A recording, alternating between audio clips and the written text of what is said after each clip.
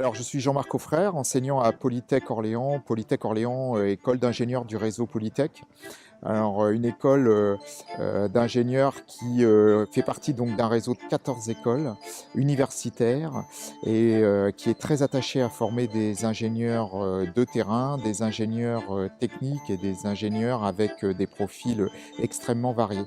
Alors, ce projet sur la vis nous a intéressés au plus haut point parce que d'abord, il est atypique. Atypique parce que eh bien, il a un pied dans le passé, puisqu'on va chercher l'histoire de Léonard de Vinci il y a 500 ans.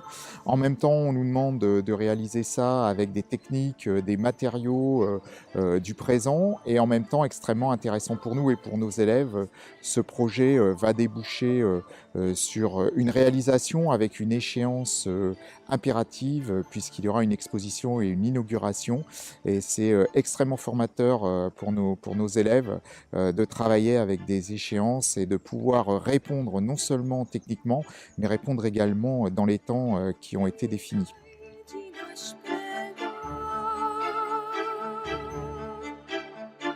Alors moi, ce qui m'a intéressé sur ce projet, tout d'abord, c'est que c'était un projet qui sortait un petit peu de l'ordinaire, de ce qu'on pouvait voir généralement.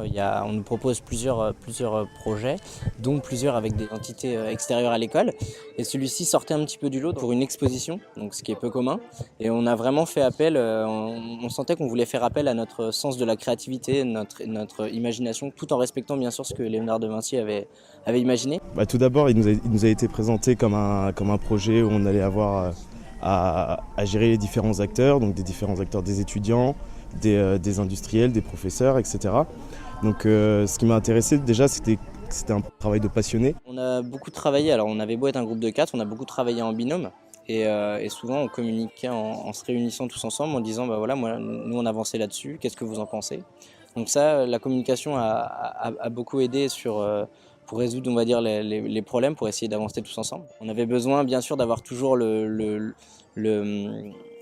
de nos professeurs et de savoir si on allait dans la bonne direction. Donc des fois on a été recadré, des fois ils nous ont dit de ce côté-là, je pense que vous avez encore un peu à creuser cette question, à chercher peut-être d'autres solutions avant de vous lancer là-dedans.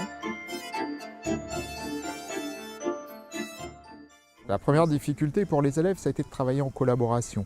L'ampleur du projet nous a obligés à mettre plusieurs équipes d'élèves qui se sont succédées dans le temps et plusieurs élèves de différentes années de formation.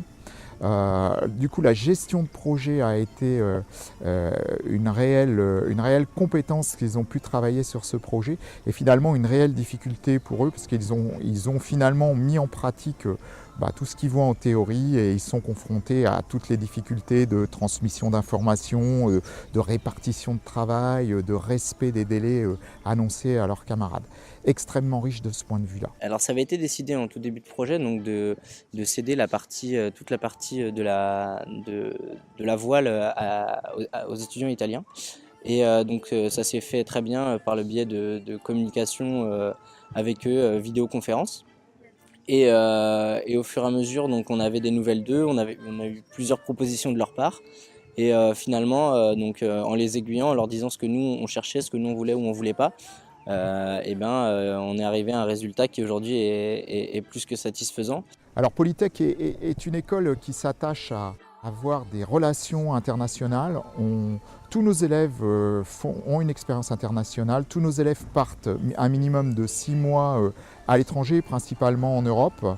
On reçoit également des étudiants étrangers dans notre école. Et donc on a dû travailler dans le cadre de ce projet avec des étudiants d'une université italienne de Florence. Alors extrêmement enrichissant pour les échanges qui ont eu lieu entre les étudiants, échanges en anglais. En même temps, il a fallu gérer le projet de Polytech Orléans et passer les informations aux Italiens qui devaient eux-mêmes rendre compte de l'avancement du projet. Donc on a eu là vraiment finalement une parfaite illustration de ce qui pourra être le travail de l'ingénieur de demain, à savoir travailler avec finalement des partenaires internationaux à distance, avec des outils de collaboration logiciels modernes. Et en ça a été d'une extrême richesse.